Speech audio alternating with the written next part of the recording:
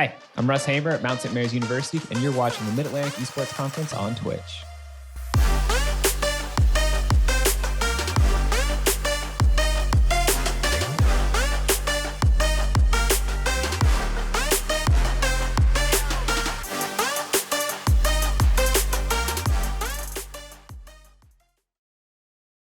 All right, welcome everybody. I am your host, Ria Sylvia, and I am excited to welcome back one of our amazing speakers, Russ Hamer from Mount St. Mary's University. Hi, Russ. How's it going? It's going well. Thanks for having me. Happy to be here.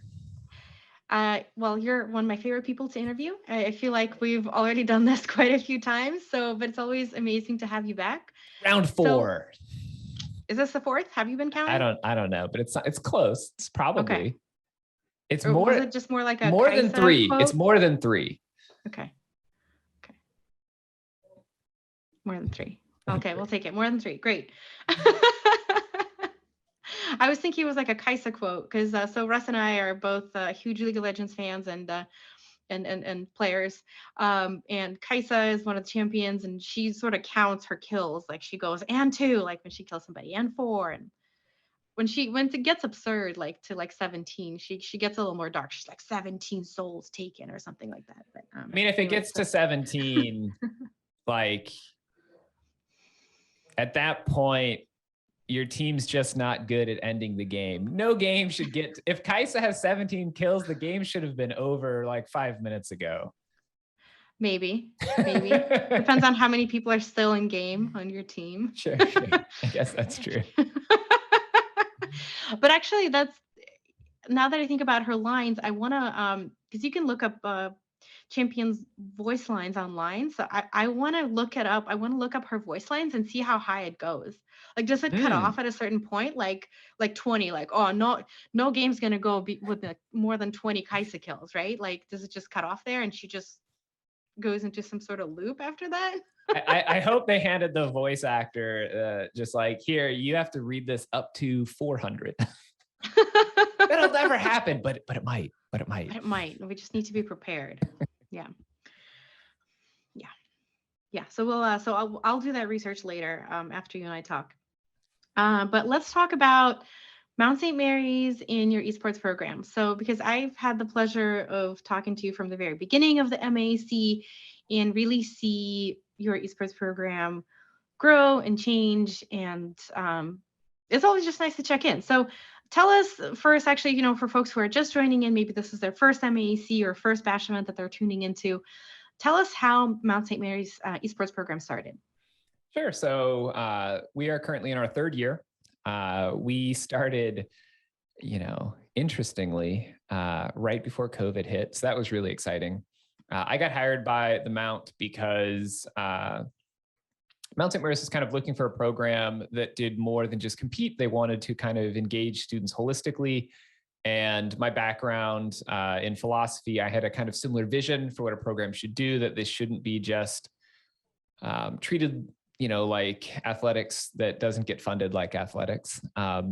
But instead a program where we engage with our students academically. So we have an esports game studies minor, and I run that minor, where we engage in kind of soft skills. We do leadership development, communication skills, how to kind of give and receive criticism, how to, I had a talk with my Valorant team 2 weeks ago where they kind of tilted mid-match and ended up losing a series. And next practice, I spent a good chunk of time talking to them about how to manage kind of stress and anxiety in frustrating situations, how to keep a calm head, and how to kind of center yourself in that sense. So we do a lot of that sort of development, and that's what the Mount was interested in. So that's why I got hired here versus, I had applied to a few other jobs, and this is the one I accepted because we had similar visions for what an esports program can be. So since then, we've developed, we've got a nice facility. We've built out our teams. I recently was able to hire a full-time coach, and I have a graduate assistant. So a little more staff than year 1, where it was just me doing too many things at once. From a closet or? Exactly. That's awesome. And I actually do want to ask you more about the minor. I know that's not maybe specifically related to the esports program, but that was an interesting conversation that we had a few interviews back. Because my understanding is, when it first started in the esports classes that are part of that minor, I understand that you had some students that were particularly taking it seriously. They thought they would just show up and play video games. So how is that going? Are people like catching on more to like what this minor is about, and that you're not just going to show up and like play video games all day? The freshmen haven't. Every freshman comes in with that same idea, like, oh, video game class. Yeah. Like, oh, kid, you're not going to have a good time. This was, you're going to read a bunch of theory, you're going to write papers, you're going to do research. And then, so the freshmen still on that same struggle bus. But after the freshman class, yeah, it's a lot better. That's good. So it's the intro class in the minor that is the one that has the biggest chunk of slackers. But in the classes after the intro class, it's a pretty good set of students. That's awesome. What are the classes like? What kind of classes do you teach us, or teach or supervise as part of the minor? Yeah, so I teach a streaming class. Our little stream lab. Students get credit for running all of our streams. All of our streams are student run, and so I teach a class on that. And then students, part of that is students running these streams. I teach a class. The intro class is called Video Games and Society, and it's a kind of broad games and culture and the culture of games sort of class. So we talk about esports some, but we talk about just games in general some, and we talk about the kind of culture surrounding them. And that's the one that all the students come into thinking like, all right, we're just going to play video games. It's an easy A. I'm like, no, we're going to read a bunch of like sociology and, some cultural studies. I teach a class called Game Mechanics and Systems that looks at how games work. And this is one that I think is a bit of a sleeper in esports programs when I look academically. A lot of the programs that exist are esports business functionally. Mm-hmm. And not tossing shade at esports business at all. We're building that out too. But when I think about esports business, you see a bunch of, there's new games that pop up every week. And oftentimes they're, just flavor of the week, flavor of the month. And they pay a bunch of streamers to get into it. And then 2 weeks later, nobody's playing it. And some of those games are able to sustain, some don't. And I think that a lot of the time when we look at games that succeed or that fail, one of the things that we can do is, if we understand how games work, what makes games fun, what makes games engaging and entertaining, both from a player and spectator perspective, mm-hmm. then we can make better business decisions. If you work for Pepsi and they're trying to figure out, we want to sponsor a league, who do we sponsor? Not just looking at metrics of average league viewer engagement, that's important too, but understanding longevity. Is this league, is this game going to have viewers in 2 years? In order to answer that question, you need to know games really well. You need to know how games mm-hmm. work. Mm-hmm. So for instance, we could look at something like Heroes of the Storm. Heroes of the Storm was a successful game and a failure of an esport. And that doesn't come down, Blizzard made plenty of mistakes, sure, but that doesn't come down to marketing or lack of financial support or anything like that. Heroes of the Storm failed because of the way that gold is split on a team. Like, I would argue that's the core reason. If you're not familiar in Heroes of the Storm, when you get a kill, your team earns the gold in the experience. It's shared. Mm-hmm. Mm-hmm. Which means that individual carrying is harder. You can't solo carry very easily, because when you do well, the team does well. Just like in League, you don't gank losing lanes, you gank winning lanes so that you can snowball. It's hard if you're really good to make your team snowball, because if you have that one weakling on your team, the good that you're doing is being destroyed by them. Whereas in League, or Dota, same situation. The good that you're doing rewards you individually, so then you can do more good. So from the player perspective, that's more rewarding. It feels better to get a kill in League than it does in Heroes of the Storm. So in the long run, you just don't have as high of a skill cap in Heroes of the Storm. That's why the game struggled as an esport. It's fine as a video game, but you're not going to get a highly competitive scene because of that. Yeah, that's an interesting take, because, I think, well, maybe depending on the season, but whenever I watch like League of Legends Worlds, because before Worlds happen, I don't pay attention to any individual like streamers or anything. But usually what I see is that teams that do play more like a team, like as opposed to like relying on a single carry, um, are the ones that do better. Oh, no, absolutely.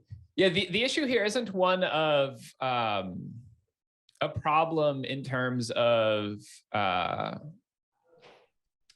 teamwork, but rather, if you want a high-end esport, what you need is the ability to demonstrate high-level skill. I don't want to put the hundreds of hours it'll take to become a high-level player into your game if my high-level skill isn't rewarded.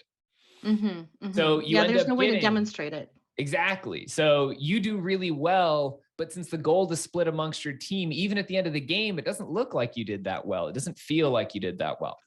Yeah. So for instance, I think Valorant did a great thing when they made it so that as far as your rank goes, whether you win or lose, your rank is how much your rank goes up or down is also affected by your KDA that match.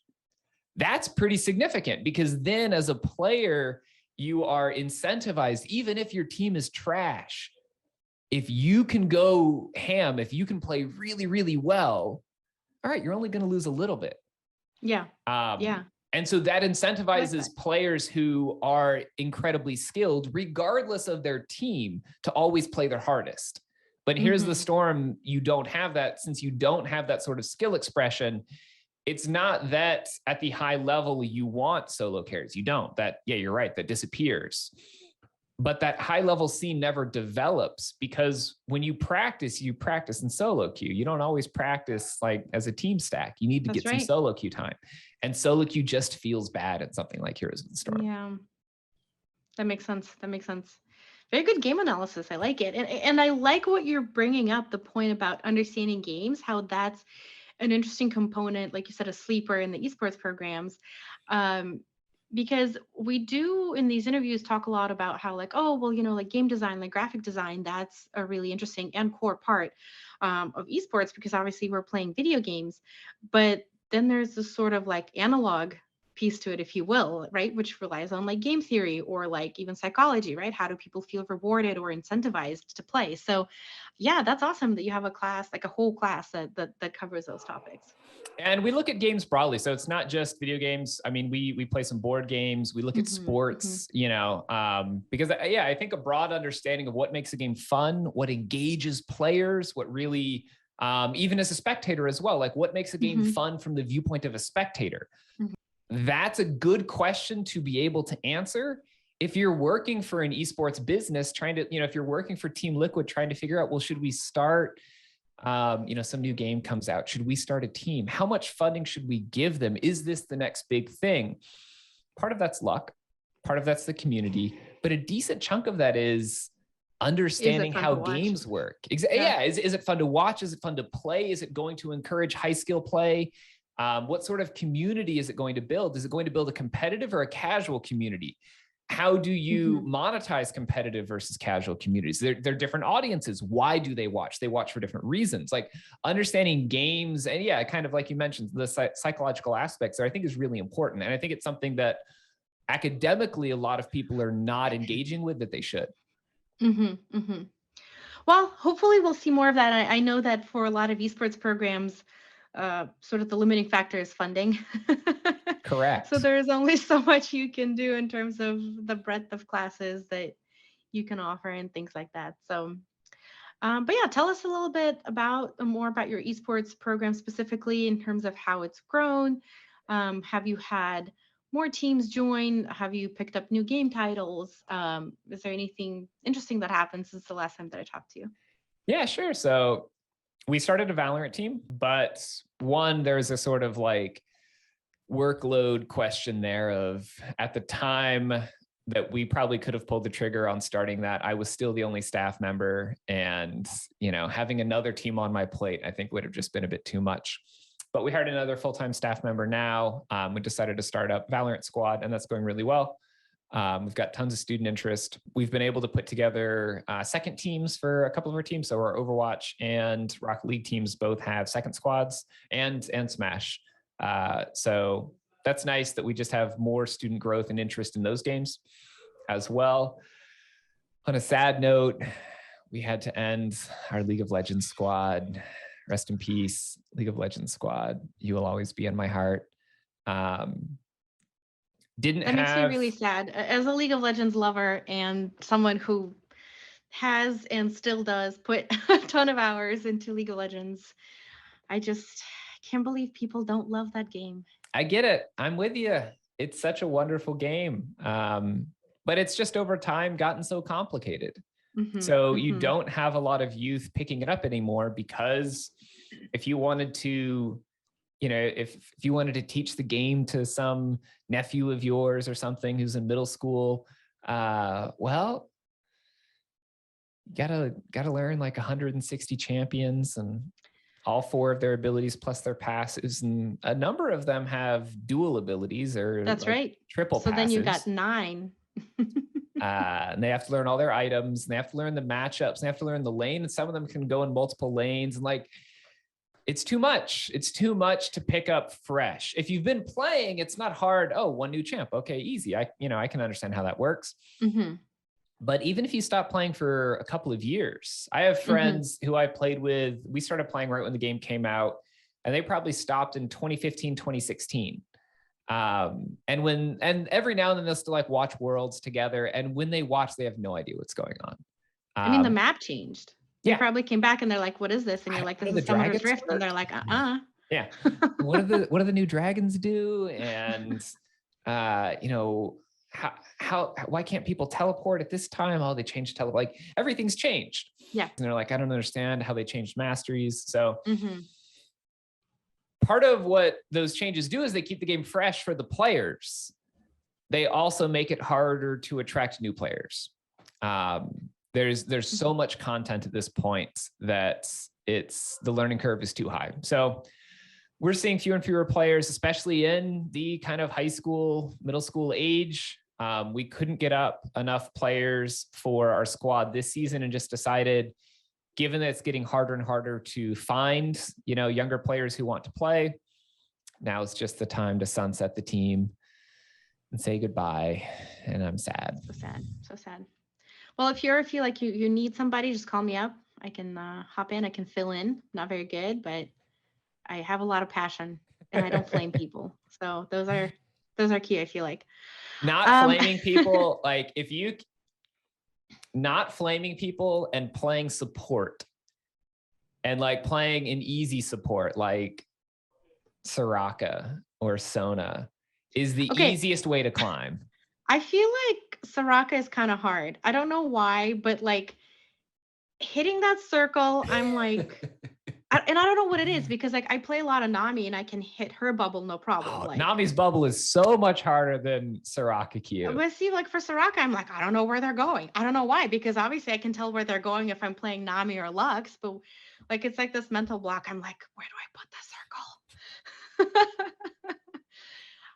But speaking of middle school and high school students, talk to me about any recruiting sort of or outreach that Mountain St. Mary's engages in terms of building up their esports program. Yeah, so that's something we've been working on a bunch recently. One of the sad things about Maryland is that there's just not much of a K through 12 esports scene. It's been really frustrating. And I've spent about the last year or so, and I'm still working on it, continuing to reach out to individuals to try and get that going, but it's hard. So I reached out to, for instance, all of the high school athletic orgs. So, there's some conference that your high school team is in. I reached out to people who run all those little conferences, and all of them were like, not interested. Which I thought was frustrating. A bunch of them mentioned, look, no one at our school is into that, so we just don't have the demand. And it's like, and that's not true. true. I know You they're have so into many it. people who play video games at your school. You just didn't ask them. Yeah, exactly. You're asking you're asking your school's athletic director if they have an esports team. Ask one of your computer teachers. You know, like you're asking the wrong people. You absolutely have student interest, but all the high school leagues passed in Maryland. I've reached out at the county level to a few different individuals who say, like, yeah, we've got a little interest here or there. If it picks up, we'll talk to you. So that's been challenging. I did recently, I was able to finally get Montgomery County, their middle school innovation team is looking at getting esports going. And so I've been helping them just kind of chart out some paths forward. You know, there are a bunch of individuals who are excited about the prospect, but aren't native to esports, which is fine. Mm-hmm. And so I've been helping them kind of figure out best paths forward, ways to organize, what games you should maybe play at the middle school level, you know, how to organize tournaments, all that sort of stuff. So hopefully, I don't know what their timeline is, but hopefully within the next year or so, they'll at least have kind of a starter league going, and then that can sort of build out. That's awesome because, you know, I think definitely, you know, like outreach and recruiting is difficult. It's not something that I think most universities are doing, but even the ones that are doing it are reaching out to high school. So the fact that you're working with middle school, I think that's something unique and definitely interesting. I mean, I reached out to the high schools first. Yeah. It's an easier sell. It makes more sense. And there's fewer restrictions in terms of, you know, what students can play, what they'd be willing to put on computers at their high school versus at the middle school, in terms of, you know, violence and games and stuff like that. So high school is the easier target, I think. But yeah, happy to assist at the middle school level as well. And since the high schools weren't interested, let's go middle school. Yeah, let's do it. So one thing I want to ask you about is diversity and inclusion in your esports program. And I know we talked about it in the past, but it's, you know, always, it's I think a topic that needs to be discussed again and again and again, because we can always improve, especially in the world of esports. And I know that for your program, like you said, you teach communication skills. And I definitely think that's step one, because I think it's really the toxicity that keeps a lot of folks out of the esports program. But tell us about Mount St. Mary's sort of efforts to increase diversity and inclusion in your esports program. Yeah, so it's been really interesting. One of the things that we found, and you know, it's something I care about and it's something I work on, but we are by no means some exemplar program. There's lots of things still to be improved, you know, lots of failures. But one of the things that we've noticed is that in terms of race, we broadly don't run into much of a struggle diversity-wise. We get a wide variety of individuals from, you know, number of races that are all happy to hop onto teams. That doesn't seem to be much of an issue for us. But gender has always been a challenge. And one of the things that we noticed is that as we put together more academy teams, so if we have a varsity team and then an academy team underneath that we had more and more women showing up, knowing that there was an academy team who might be good enough to play on the varsity team, but were only kind of willing to join once they thought there was a team that didn't take it as seriously. And I think part of that speaks to what you're kind of describing of the toxicity issue, that esports can be super toxic. And if you're a woman in the space, you know, that toxicity is often targeted at you. And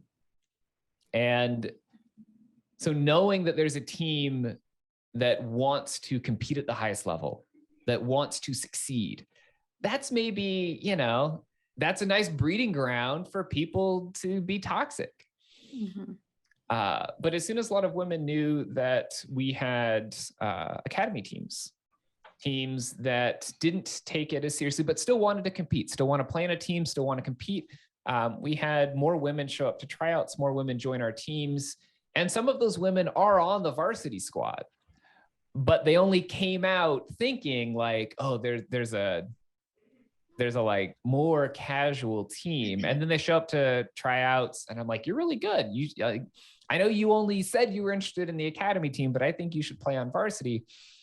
And then they usually respond with like, yeah, having met everyone, I'm okay with that. You know, but I think the biggest barrier there, at least the one that we faced, is that initial step, that it's hard to overcome. No one wants to show up to something where they won't feel welcome. I remember when I was in college, I was a big soccer player, and I got word of a pickup game that was happening. And I showed up, and it was our college's very good Division I varsity squad doing their own pickup game. And I was just like, oof, I didn't know that, but I still like put my cleats as a pickup game. And they're like, hey, sorry, our numbers are good. Thanks for coming. And like, oh, that felt awful. Good. Like that. I was like, man, I never want to hang out with any of you ever. You're all jerks. So when you don't feel like you'll be in a welcoming space, you don't show up. You don't even try out. There's no reason to show up just to get embarrassed, just to have someone be toxic to you, just to feel unwelcomed.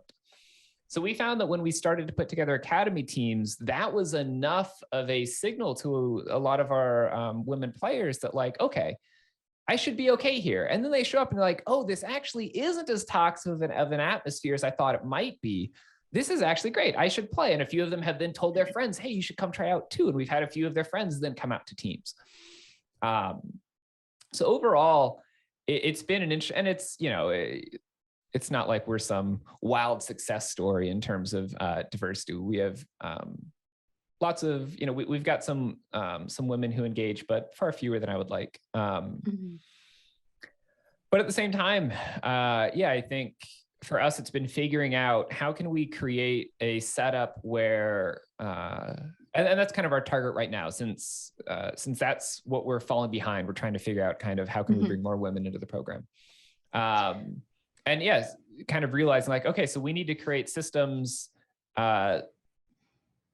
so that from an external appearance, this is going to be friendly. This is going to be not toxic. This is going to be welcoming, because we think we have that culture, but esports as a whole doesn't have that culture. And so you kind of have to overcome that to get someone in the door to realize, oh, this isn't part of that toxic culture. This is different.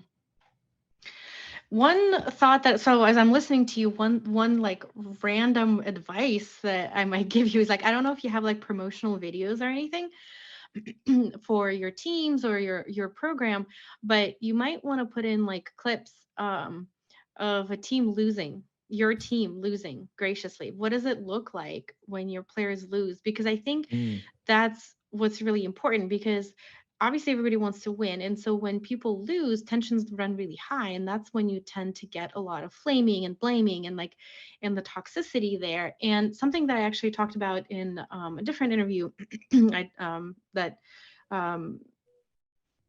again, we were talking about diversity, is that this is not exclusive to esports, but actually like really any work environment, women are expected to work basically twice as hard. And there's this level of perfectionism that like women cannot fail. And in the esports, it translates to, you know, male players having an attitude of like, well, yeah, I don't mind having female players or female, you know, colleagues as long as they like can carry the team. And so like there's this unreasonable expectation that women essentially need to be better than all the male players to be accepted by the team. So I think it's really important to show, especially female players, that it's okay to make mistakes, that they're not going to be flamed if they lose a game, that if they make mistakes, they're going to receive support and coaching rather than ridicule. So if there's a way to like build that into your program, I think that that's something that would attract more women. Yeah. And I mean, broadly, that's something that we always work on. You know, sometimes you have a loss and the team's really salty and they all just leave. That happens. We've never had a loss where like people are toxic, but sometimes everyone's just so upset that it's like game's over, quietly pack up, go home. You know, like that's as bad as it gets. And even then, that's not bad. Those feel bad though. Like when that happens, I'm always just like, man, I'm so sad now. But Yeah. usually we try and have a little, post-game discussion. Let's talk about what happened. Let's prep. Let's watch the VOD. Let's get ready. I don't tell them let's watch the VOD right now, but like go home when you feel good, watch the VOD. Let's get ready for practice next time. Every loss is an opportunity to improve. Losses are only bad for us if we don't use them as learning opportunities. Then it is a loss. But if you lose and you're able to look back at how you lost and learn from it, then all it was a growth opportunity. And so we very much are built around that growth mindset. As far as your suggestion is concerned, I love it. That being said, yeah, we don't really have much promotional material. Okay. I am not a video editor of any skill. And I have one student who does our social media, but they don't have a lot of video skills. So we've got a few a few still photos. Our video content is mostly just like clips from our stream. It's about as much as we go in terms of video. Got it. Well, something to think about in the future. Absolutely. And I would love it if there's any student here who wants to get into video editing. I'd love to give them a little internship and give them thousands of clips and be like, just make cool stuff. Just do whatever you want. I mean, really though, like, yeah, like you have creative license, I'm fine with that. That's awesome. Well, Russ, I'm very sorry to say that we only have a few minutes left. It's always an amazing time talking to you, but do you have any parting words of wisdom? And especially, because even though we're pre-recording this now, it's actually going to air during Winter Games when the folks are competing in the MAEC. So do you have any words of encouragement for your teams and any words of wisdom for any of our viewers? Yeah, with all luck, our Valorant and Overwatch teams will, be playing right around now. Hopefully they're doing well. I mean, the only words of encouragement that they need is to play their game. I think broadly, we approach games as arenas of competition, which they are, but the reason as humans we like to compete is because it's a test of our skills. We like to test ourselves against each other. Losing those tests of skills is only bad if we don't use them as opportunities to gain more skill. So even if we lose this time, hey, that's a great opportunity to improve and be back next time. And if we win, great, let's look for the next test. There's no pressure, I love winning as much as the next person, but the way to never be toxic, the path to success is to hop into every game thinking to yourself, this is an opportunity to improve. This is an opportunity to get better. And then every loss, every win, they all feel good because you're getting better. Yeah. And it's also an opportunity to have a good time. I think people sort of maybe not forget, but do kind of put it in the back of their minds, right? Because at the end of the day, you're on this team because you love this game. And so have fun with it too. Absolutely. Awesome. Well, Russ, thank you so much for being here again. It's always a pleasure talking to you. And hopefully we'll talk to you during the next event as well. Thanks Round 6 coming up.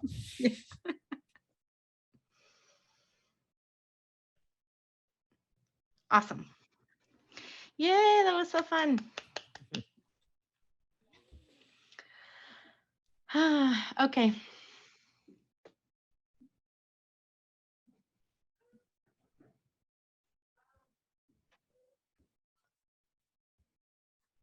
Gotcha. Oh, gotcha. Sure. Actually,